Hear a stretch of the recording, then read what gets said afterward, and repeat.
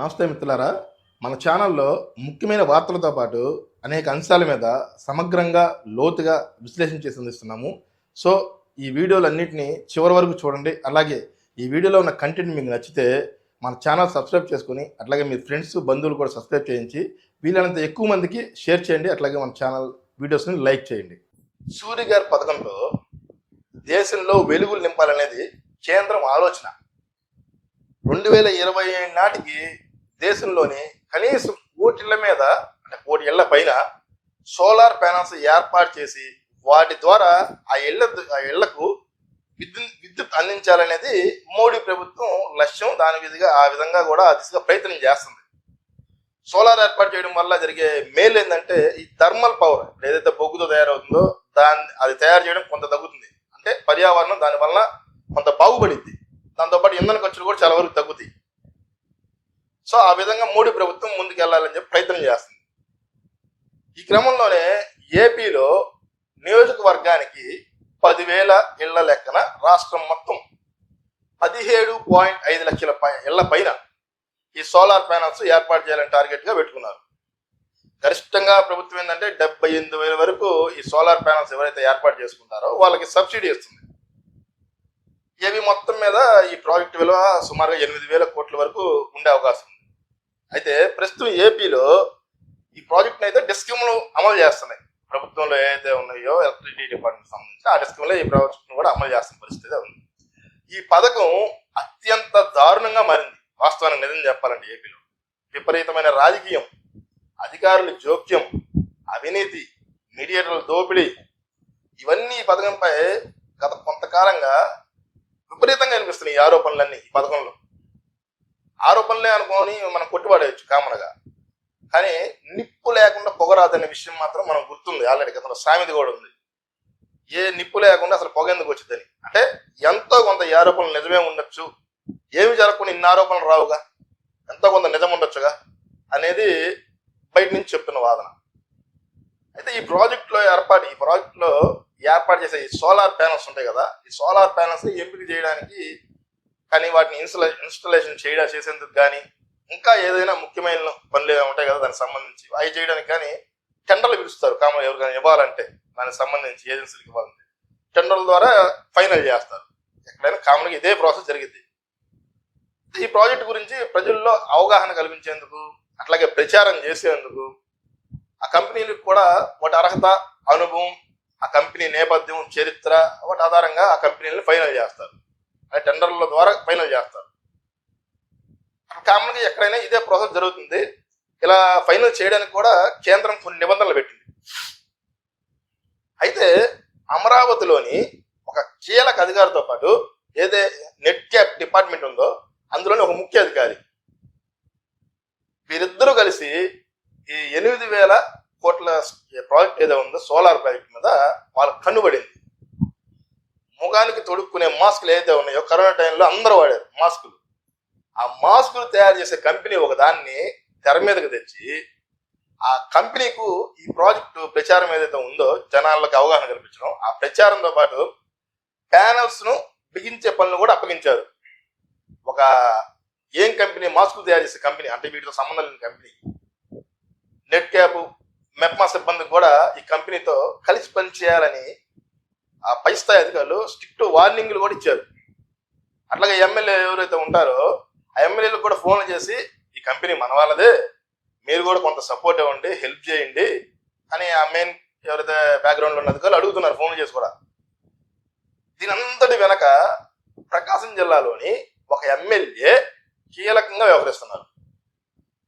ఆ ఎమ్మెల్యే గారు తన క్లోజ్ ఫ్రెండ్ ఒక అతనికి సోలార్ కంపెనీని అంటే వాళ్ళ ఫ్రెండ్కి సోలార్ కంపెనీ ఉంది, ఆ సోలార్ కంపెనీని ఈ సోలార్ ప్రాజెక్టులోకి చేర్చారు కష్టపడి. చాలా నెట్ క్యాప్ ఎండి ఏమో ఈ మాస్కులు తయారు చేసే కంపెనీను ప్రిఫర్ చేస్తూ మెప్మా మిషన్ డైరెక్టర్ ఎవరైతే ఉన్నారో ఆయనకి లేఖ రాశారు. అదే లేఖని కోట్ చేస్తూ మెప్మా మిషన్ డైరెక్టర్ జిల్లాల్లోని ప్రాజెక్ట్ డైరెక్టర్లు ఉంటారు కదా వాళ్ళకి లేఖ రాశారు. సారీ పోనీ ఈ లెటర్లో ఏమన్నా మెన్షన్ చేశారంటే ఏమీ లేదు. లెటర్లో ఏముందంటే ఆ కంపెనీ పేరు ఎక్కడా ప్రస్తావించాల. మెప్మాలో పనిచేస్తే మరో కీలక అధికారి ఎవరైతే ఉన్నారో జిల్లాలోని ప్రాజెక్ట్ డైరెక్టర్లకు ఫోన్లు కూడా చేస్తున్నారు. ఫోన్లు చేసి కంపెనీతో కలిసి పనిచేయాలని ఒత్తిడి చేస్తున్నారు. జిల్లాలో మెప్మాకు సంబంధించిన అధికారుల మీద ఒత్తిడి చేస్తున్నారు. మీరు ఎందుకు పని చేయరు? పని చేయాల్సిందే. ఆ కంపెనీ వాళ్ళు వస్తారు. వచ్చిన వాళ్ళని కూడా మీరు ఆ లోకల్ ఎమ్మెల్యే ఎవరైతే ఉన్నారో ఆ ఎమ్మెల్యే దగ్గర తీసుకెళ్లి కలిపించి మాట్లాడించాలని కూడా ఒత్తిడి చేస్తున్నారు వాళ్ళ మీద. మీకు ఇష్టం ఉన్నా లేకున్నా చెయ్యాలి. అయితే ఇక్కడ ఒక మెయిన్ పాయింట్ ఉంది. స్వయంగా ముఖ్యమంత్రి పర్యవేక్షిస్తున్నారు ఈ ఈ ప్రోగ్రామ్ మొత్తం. ఇంతటి కీలకమైన ప్రాజెక్టులో ముఖ్యమంత్రి గారు పర్యవేక్షిస్తున్న ఇంతటి కీలకమైన ప్రాజెక్టులో ఎవరిని పడితే వారిని ప్రచారం చేయడానికి కానీ, ఇన్స్టలేషన్ కానీ, సర్వీస్ ప్రొవైడర్ల దగ్గర వాళ్ళని చేయడానికి కానీ ఎలా ఫైనల్ చేస్తారు? ఇన్స్టలేషన్ సర్వీస్ చేస్తామని ఒక కంపెనీ డైరెక్ట్గా వచ్చి అడిగితే డైరెక్ట్గా ఇచ్చేస్తారా? అంటే ఏజెన్సీలు ఏదన్నా ఎంపిక చేయడానికి నిబంధనలు, విధులు, వాటి విధానాలు ఉండవా? ఇంకా ఉంటాయిగా, వాటికి ఒకటి ఉంటాయిగా. ఏది లేకుండా డైరెక్ట్గా ఎలా వేస్తారు ఏ అధికారి అయినా కానీ? అసలు ఆ కంపెనీ చరిత్ర ఏంటి? మనం ఇచ్చేటప్పుడు ఏదన్నా కంపెనీ చరిత్ర ఏంటి? ఏ ప్రాతిపదికన ఆ కంపెనీకి మనం ఫైనల్ చేస్తాము? ఏ టెండర్ ద్వారా ఎంపిక చేస్తాము? ఆ కంపెనీకి ఉన్న అర్హత ఏంటి మనం ఇవ్వడానికి? అనుభవం ఎంత? ఏం అవసరం ఉండదా? వాటి అసలు పట్టించుకోరా? ఎవరొచ్చి అడిగినా కానీ వాళ్ళకి ఇచ్చేస్తారా? వాస్తవానికి నెట్ క్యాప్ సిఫార్సు చేసిన ఈ కంపెనీ, మాస్కులు తయారు చేసే కంపెనీ ఎక్కడో లేదు, విజయవాడ కేంద్రంగానే ఉంది. అక్కడే ఏర్పాటైంది. ఈ కంపెనీ మాస్కులు తయారు చేయడంతో పాటు ఫెయిర్ షోలు, వర్క్ లాటరీ టికెట్స్ అమ్మడం, క్యాసినో, బెట్టింగ్ వంటివి కూడా చేసినట్టు ఉన్నాయి, తెలుస్తుంది గతంలో చేసినవి ఇవన్నీ కూడా. అసలు ఈ కంపెనీకి సోలార్ రంగంలో కనీసం మినిమం ఎక్స్పీరియన్స్ కూడా లేదు.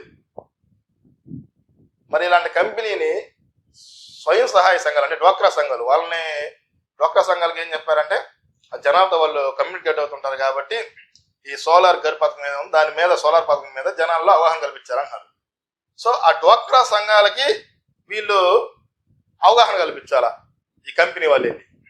అసలు వీళ్ళకే ఏం లేదు మినిమం ఎక్స్పీరియన్స్, వీళ్ళు వెళ్ళి వాళ్ళకేం అవగాహన కల్పిస్తారు? నిజాలు మాట్లాడుకుంటే కనీసం ఈ కంపెనీకి ప్రాజెక్ట్ చేసే అధికారులకు మాత్రం తెలియదా?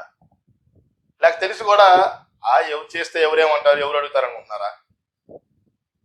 ఇప్పటికైనా ఈ ప్రభుత్వ పెద్దలు ఎవరైతే ఉన్నారో వారి ఈ విషయాన్ని చిన్నగా చూడకూడదు, భూతద్దంలో చూడాలా. అసలు దీని వెనక కథేంది? కథ నడుపుతున్న ఈ కీలక అధికారులు ఎవరు? ఇంకెవరున్నారు దీని వెనక? అంటే ఎమ్మెల్యేలు ఉన్నారా, మంత్రులు ఉన్నారా? ఇలా విచారం చెయ్యాలా. సూరిగా విచారం చేసి దీని భూతత్వంలో చూసి ఎవరైతే ఈ బ్యాక్గ్రౌండ్ లో ఉండి కీలకంగా వ్యవహరిస్తున్నారో వాళ్ళ మీద సీరియస్ యాక్షన్ తీసుకోవాలా. అప్పుడే నెక్స్ట్ టైం ఇలాంటి స్కామ్ చేయాలంటే భయపడతారు. నిజానికి ఈ సూర్య గారి పథకం ఏదైతే ఉందో అది అమలైతే ఏపీలో విద్యుత్ రంగంలో విప్లవాత్మక మార్పులు వచ్చే అవకాశం ఉంది. ఈ పథకానికి అలా మార్పులు తీసుకొచ్చే సామర్థ్యం కూడా ఉంది. కానీ బ్యాక్గ్రౌండ్ లో అధికారులు ఎవరైతే ఉంటారో, మెయిన్ గా ఉన్న అధికారులు, పెద్ద స్థాయి అధికారులు పథకాన్ని నాశనం చేసి పడుతున్నారు. సో ప్రభుత్వం ఇప్పటికైనా, ఏపీ ప్రభుత్వం అలాగే డిప్యూటీ సీఎం నారా లోకేష్ గారు ఈ విషయం మీద ఎంక్వైరీ చేయించి చర్యలు తీసుకోవాలి అధికారుల మీద. మన ప్రభుత్వం ఎలా రియాక్ట్ అవుతుంది అనేది కొద్ది రోజులు ఆగితే గానీ అర్థం అవుతుంది.